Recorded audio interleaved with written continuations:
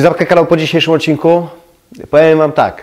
Na pewno wiele osób powie, kurde, co to za projektant? Ten człowiek się nie da, gada bzdury, jakieś pierdoły nam tu opowiada. Ponieważ dzisiaj chcę powiedzieć 10 takich rzeczy, z którymi się nie zgadzam. Z takimi opiniami, mądrościami, które często wiele osób powtarza i projektanci wnętrz, często w artykułach wyczytacie, kwestionuje je i dlatego wiele osób może się ze mną nie zgodzić.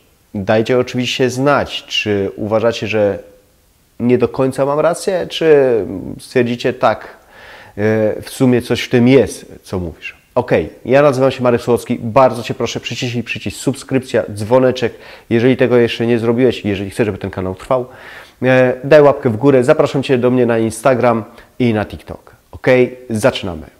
Punkt pierwszy, zacznę od bardzo ważnej kwestii. Wiele osób tak myśli, a myśli, że czym droższy produkt kupi, tym będzie lepszy. Na lata. To już będzie dożywotnie. Bzdura. Bzdura. Słuchajcie, no dzisiaj to już chyba w ogóle nic nie jest dożywotnie, niestety, ale to nie jest tak, że czym droższe kupujesz, tym będzie to Ci dłużej służyło, czy będzie to lepsze. Może być bardziej prestiżowe. Niektóre materiały są drogie, bo są naturalne. Na przykład, popatrz, drewno na podłogę, a panel laminowany, tak? Nie uważam, że drewno, oczywiście to już mówiłem o tym wiele razy, ale w zależności od pomieszczenia i tak dalej, że drewno jest jakoś dużo lepsze. Ale na pewno jest dużo droższe. Poza tym płacimy często za markę. Marka swoją kosztuje, za tą marką powinny iść pewne cechy i jasne, jeżeli idą za nią jakość, za tą markę, to często warto zapłacić. Ale niestety nie jest tak, że jak kupujemy, wydamy kupę kasy na coś, to będzie super rewelacja i faktycznie dożywotnie. Nie. Moim zdaniem, może jestem bardzo praktyczny, ale moim zdaniem nie warto oczywiście iść w te najtańsze rzeczy. Trzeba zastanowić się. Jeżeli stać się, to jasne, czemu nie? Możesz iść w te najdroższe. Ale uważam, że złoty środek to są ta średnia półka. Przekonałem się o tym już nieraz, że to wytrzymuje naprawdę wiele lat. Nie wydam kupę kasy, ale nie kupię byle czego też. I wtedy tak naprawdę przy następnym remoncie jest czas na wymianę, ale mnie się już ten materiał, czy ten kolor, czy ten mebel znudził. I wtedy nie żal mi tego wyrzucić, bo nie kosztowało to znowu jakiegoś majątku, ale wiem, że swoje posłużyło. Tak, dlatego powtórzę jeszcze raz, to, że coś jest drogie, nie oznacza, że to będzie, wiecie jakie, przez wiele lat. Punkt drugi. To może nie jest opinia projektantów, bo przynajmniej tak jak ja się spotykam, wiele osób gdzieś nakłania inwestorów, żeby zrobić odwroty, ale inwestorzy, rodzice często w ten sposób myślą, mamy mieszkanie, mamy dom, mamy jakiś fajny, duży pokój, no to tu będzie sypialnia. A po cholerę mi ta sypialnia w największym pokoju w mieszkaniu. No można się ganiać po niej, ale ja uważam, że największy pokój jaki jest, szczególnie w mieszkaniu, no bo w domach często mamy jeszcze inne pokoje, ale największy pokój powinien trafić do dziecka, dzieci. Słuchajcie, my w tej sypialni czytamy, tak, leżymy, czasem oglądamy telewizję, no, robimy też inne rzeczy, ale i tak potrzebujemy do tego tak naprawdę łóżko, jakąś szafeczkę, no, komodę. Nie potrzebujemy tam zbyt dużo miejsca. A uwierzcie, robiłem już kiedyś w domu projekt, gdzie sypialnia miała 45 m². No kurde, gdyby mi żona uciekła, to ja bym się zgrzał, zanim bym ją złapał. No po co to? Dziecko ma mieć ten duży pokój, bo ono się tam będzie uczyło, spotykało z kolegami, bawiło się, potrzebuje wpierune miejsca na zabawki, na swoje graty, na książki, na zeszyty. Dlatego, jeżeli macie taki dylemat, to popatrzcie oczami dzieci i swoich potrzeb. Ja jestem przekonany, że jeżeli w ten sposób spojrzycie, to stwierdzicie, tak, no kurczę, no ja tam idę się wyspać, poleżeć, nie potrzebuję tyle miejsca, tak, żeby ta szafa była i tyle, jeżeli nie mam garderoby. Ok, kolejna, trzecia niepopularna opinia i ja wiem, że tu najwięcej będzie dyskusji, to znaczy może nie najwięcej, ale na pewno dużo będzie dyskusji, no bo nawet ostatnio miałem podobny odcinek i wiele tam było komentarzy pod tym odcinkiem. Po co Po co kuchnia otwarta na salon? Po co te aneksy? I no, jest już gdzieś takie przeświadczenie, że to jest w ogóle tupy i że to powinno przejść, tak? Że wycofujemy się z tego. Nie, nie wycofujemy się z tego i nie wycofamy się z tego, a wręcz uważam, że w niektórych przypadkach jest to lepsze niż osobna kuchnia. Już to słyszę jak piszecie, co ja to gadam, ale tak, słuchajcie, przede wszystkim, i może to jest smutne, ale przede wszystkim nie wszystkich stać na duże mieszkania. Dobra, może to nie przede wszystkim, ale taka prawda jest. Nie wszystkich stać na duże mieszkania, że będą mieli osobną kuchnię, osobny salon, jakiś taki naprawdę konkretny, osobne pokoje. Często po prostu łączymy ten salon z kuchnią po to, żeby wygospodarować osobny pokój jako sypialnię czy pokój dla dziecka. I ja to rozumiem, bo jeżeli nie urzęduje w tej kuchni zbyt dużo, no to lepiej, żeby to dziecko miało swój osobny kącik. To zresztą to, co przed chwilką mówiłem. Lepiej. Druga rzecz, jeżeli mam te dzieci, to ja chcę mieć je może na oku, tak? Jeżeli mam tu kuchnię otwartą na salon, to nie jest to zły pomysł. Kolejna rzecz, bo słyszałem naprawdę, szczególnie ostatnio, dlatego też poruszyłem ten punkt, że to już umiera, bo coraz więcej nas jest świadomych i coraz więcej chce mieć kuchnię osobno i to umiera. Nie, zobaczcie po tym, jak budują deweloperzy. No guzik umiera. Słuchajcie, ja ciężko mam teraz znaleźć projekt dewelopera, żeby kuchnia nie była otwarta na salon. Ja nie mówię, że to jest dobre czy złe. Ja mówię, że tak może być i rozumiem osoby, które to wybierają, tak wolą. Czemu nie?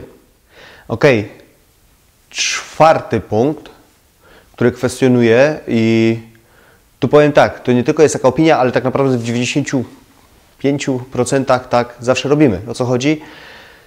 Często jest takie przeświadczenie, że ten telewizor, szczególnie w salonie, musi być na wprost z sofy. No tak jak mówię, najczęściej tak się robi, ale czy musi? Po pierwsze, czy on w ogóle musi być? Coraz częściej, naprawdę widzę dużą zmianę, że coraz częściej w ogóle nie projektujemy telewizorów w salonach i uważam, że to za duży plus, aczkolwiek wiele osób nie wyobraża sobie życia bez tego telewizora. Jasne, rozumiem to. Tylko czy on musi być na wprost? Nie. Absolutnie. No, ja nie chcę, żeby po roku ktoś mi wysyłał fakturę od lekarza, bo siedzi w ten sposób i patrzy na ten telewizor. Nie, nie o to chodzi. Zależy mi, żebyście sobie uświadomili, czy ten telewizor to ma być taki ołtarzyk. Czy to ma być takie centralne miejsce, które skupia całą waszą rodzinę. Coraz częściej jest w ten sposób, że jest ten telewizor, tak, no bo jest małe dziecko, chce bajki oglądać, dobra, zaraz usłyszę, że nie powinny dzieci bajek oglądać, ale dobra, czasem ogląda te bajki, raz na tydzień i jest ten telewizor. I właśnie, jeżeli sporadycznie oglądamy, to naprawdę nie musi być ten telewizor na wprost, bo mamy tą ścianę ładniejszą, może chcemy ustawić sobie sofę i patrzeć na ogród, bo mamy taką możliwość, no to uważam, że to jest lepsze wyjście. Druga rzecz, jeżeli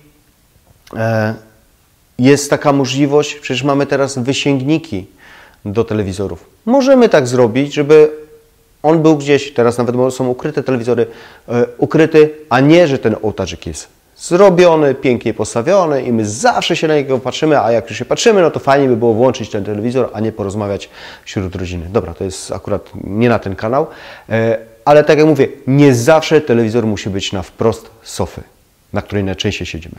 Punkt piąty. To już mówiłem kilka razy, ale powtórzę, bo to jest chyba najbardziej z tych wszystkich punktów, o których dzisiaj mówię, najbardziej utarta opinia. Chodzi o to, że do jasnych pomieszczeń, do małych pomieszczeń tylko jasne kolory. Udowodniłem to nieraz w swoich projektach, widzieliście, że to jest bzdura. No to jest bzdura. Inaczej, jasne kolory oczywiście odbijają światło, no, powiększają optycznie jakby to pomieszczenie, ale nie robimy tylko jasne kolory w małych pomieszczeniach, bo ty, jeżeli lubisz ciemniejsze odcienia, jakieś intensywne kolory, to co, masz się męczyć, bo ktoś powiedział, że jasne kolory mają być w małych pomieszczeniach i dupa, no i ty tak musi być? bo optycznie powiększy, jak przyjdzie sąsiad czy ktoś z rodziny, to będzie zadowolony i mnie nie zgani. Pozostawmy to w milczeniu ciszy. Nie. Do małych pomieszczeń możesz dawać też ciemniejsze, intensywniejsze kolory i wygląda to naprawdę pięknie. Punkt 6. To jest często też powtarzane i to chyba trochę a propos tego pierwszego, że najlepszym blatem w kuchni to blat kamienny. Pomijam, że nie marmur, to wiemy, ale powiedzmy granit, tak? Jakiś bardzo twardy spiek, że to jest najlepszy. Nie dla każdego. Nie dla każdego. Nie każdy lubi zimno tego kamienia, bo to jest faktycznie, blat ten jest zimny. One są piękne, jasne, są bardzo wytrzymałe. Bardzo dużo kosztują. Granit faktycznie można powiedzieć, że jest niezniszczalny. Jeżeli o niego dbamy, nawet nie jakoś przesadnie, ale dbamy, to jest, może być długo. Ale na pewno nie dla każdego będzie najlepszy. Wiecie co? Ja często, naprawdę często polecam, szczególnie jak ktoś robi cały remont gruntowny, blat z laminatu. Ponieważ ten blat kosztuje ułamek blatów kamiennych, ułamek, a jeżeli gdzieś budżet jest napięty, to ja mówię, słuchajcie, ten blat, jeżeli wymienicie za 4-5 lat, chociaż on się nie zniszczy w tym czasie, ale jeżeli wymienicie, już wtedy powiedzmy na ten kamienny, bo tak chcecie, to nie będzie go żal, tak? Poza tym, może Wam się zmienić koncepcja, kolorystyka ogólnie kuchni. Wtedy ten blat wymieniacie bez jakiegoś wielkiego żalu, bo nie wydali się na to jakieś dużo pieniędzy. Blat kamienny jest ładny, jest trwały, ale często przeszkadzają dwie rzeczy. Że jest bardzo drogi i jest zimny w dotyku. Przy laminacie dwie odwrotności. Najtańszy, ciepły w dotyku. Lecimy dalej. No to jest taka opinia, gdzie też może projektanci troszeczkę pomogli w utarciu tego, że jeżeli masz mały salon, powiedzmy, czy mamy się salonu, małe pomieszczenie, ale mały salon, to powinna być też mała sofa.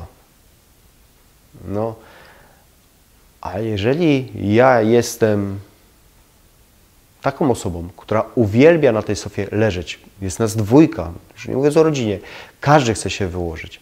Albo jestem taką osobą, że po pracy nie patrzę w ten nieszczęsny telewizor, tylko bardzo lubię czytać. To co, ja mam tą małą sofę zrobić, bo optycznie będzie to ok, bo będzie tak wygodnie? No proszę, nie, to ma mnie być wygodnie. Jeżeli będę chciał, to walnę sobie nawet tam narożnik. Po to tylko, żeby było tak, jak ja się dobrze czuję i do tego, i było to przeznaczone do tego, co ja planuję robić w tym salonie.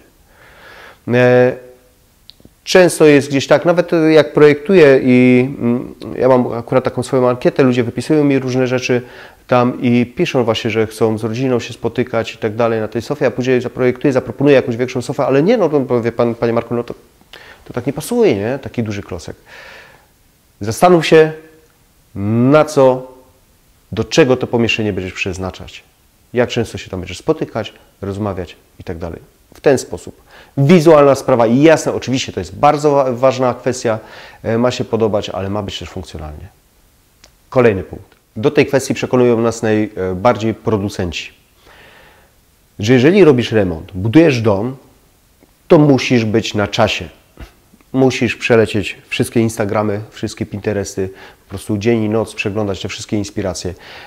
Tylko siedzisz, scrollujesz, o fajne, fajne, ciekawe, fajne, tak, to sobie zrobię, to sobie kupię. Powinieneś chodzić po wszystkich sklepach, oglądać, czy to internetowych, czy stacjonarnych, przeglądać. Po co? No, żeby sprzedaż była. Ale druga rzecz, wmawiają nam wszystkim, i my, projektanci, architekci i producenci, że powinniśmy być na czasie.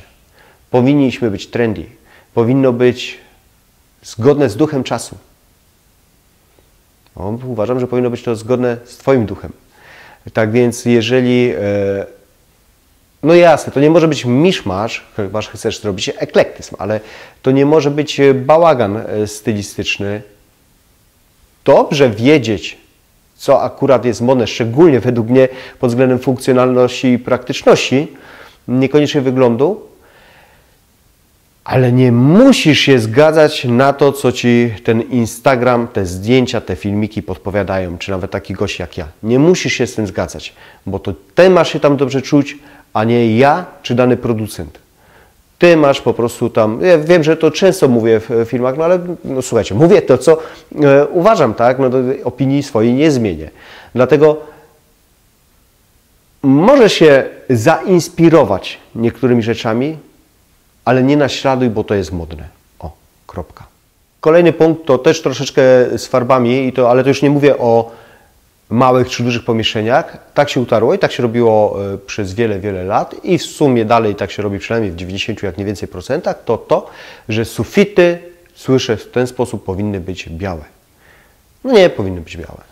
Słuchajcie, jak fajnie wygląda na przykład tapeta na suficie. Jak fajnie kolor ciemniejszy. Mieliśmy jakiś czas temu dalej jakiś tam w sposób popularny styl loftowy, tak? Robiliśmy ciemne, grafitowe, nawet czarne sufity.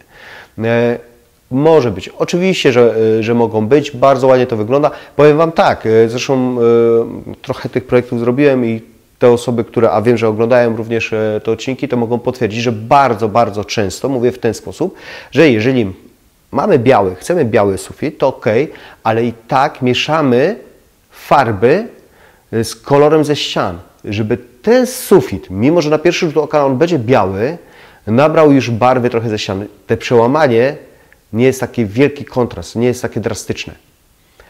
Spróbujcie sobie gdzieś kupić, wymieszać 1 do 10, o tak powiem, te farby. No, taki jest mój gust, taki jest mój styl i uważam, że to bardzo fajnie wygląda. I uważam, że sufity niekoniecznie, nie zawsze białe. Chcesz? Super, nie ma sprawy. Spróbuj właśnie domieszki takiej z kolorami ze ścian, ale nie chcesz, to nie trzymaj się tej opinii. Dobra, lecimy dalej do 10, ostatniego punktu, ponieważ często to jest, może tak też związane to z trendami, często jest takie przeświadczenie, że musisz być na czasie, ale pod względem techniki. Robisz dom teraz, no to człowieku, słuchaj, no to już koniecznie musisz mieć inteligentny dom. No to jest taki must have już teraz, nie. Musisz, nawet gruntowny remont mieszkania, no to jest tak, że jak wychodzisz, musisz przycisnąć jeden przycisk, żeby wszystko Ci się powyłączało. No musisz być człowieku na czasie. No, może i warto być na czasie, ale nie musisz być. Nie musisz być, tym bardziej, że takie inteligentne domy, po pierwsze, trochę kosztują, ja wiem, że znowu wracamy do pieniędzy, ale one trochę kosztują, ale i może nas nie być w stanie, budując dom, czy robiąc gruntowny remont, teraz no, wydać tyle pieniędzy na jakiś system. To po pierwsze, pamiętaj, że w przyszłości możesz też rozbudować, zrobić instalację już o taki inteligentny dom. Jest bardzo dużo teraz takich bezprzewodowych rzeczy, tak więc jest taka możliwość. Po drugie, jeżeli będziesz dalej standardowo wyłączał światła w każdym pokoju pojedynczo, ja wiem, to jest jak za stary pierwy, no po prostu no jak mamuty tak robiły, ale nic Ci się nie stanie, bo sąsiad ma, a Ty nie. Nic Ci się nie stanie, jeżeli będziesz te światło wyłączał, czy wrócisz się sprawdzić, czy żelazko jest wyłączone. Jasne, pomaga, inteligentny dom pomaga, ale nie musisz iść zawsze z duchem techniki. Bardzo ciekawy jestem, czy zgodzicie się z tymi punktami, z wszystkimi punktami, czy jakiś punkt jednak do Was nie dociera, czy te ciemne kolory, czy te blaty. No dajcie znać, napiszcie w komentarzu. Napiszcie też, bardzo Was proszę, z jakimi opiniami jeszcze też się spotykacie, ale się z nimi nie zgadzacie. Nawet jakby one były w opozycji do tego, co ja dzisiaj mówię. Dajcie znać, bo Wy jak zwykle jesteście skarbnicą wiedzy i bardzo fajnie i ciekawie mi się czyta Wasze komentarze. Mam nadzieję, że ten odcinek nie zamknie mojego kanału, że Ci się spodobał. Jeżeli tak, to daj proszę łapkę w górę, naciśnij przycisk subskrypcja, dzwoneczek, jeżeli dalej tego nie zrobiłeś. Zapraszam Cię do mnie na Instagram i TikTok. A na ten moment bardzo Ci dziękuję, do zobaczenia i cześć!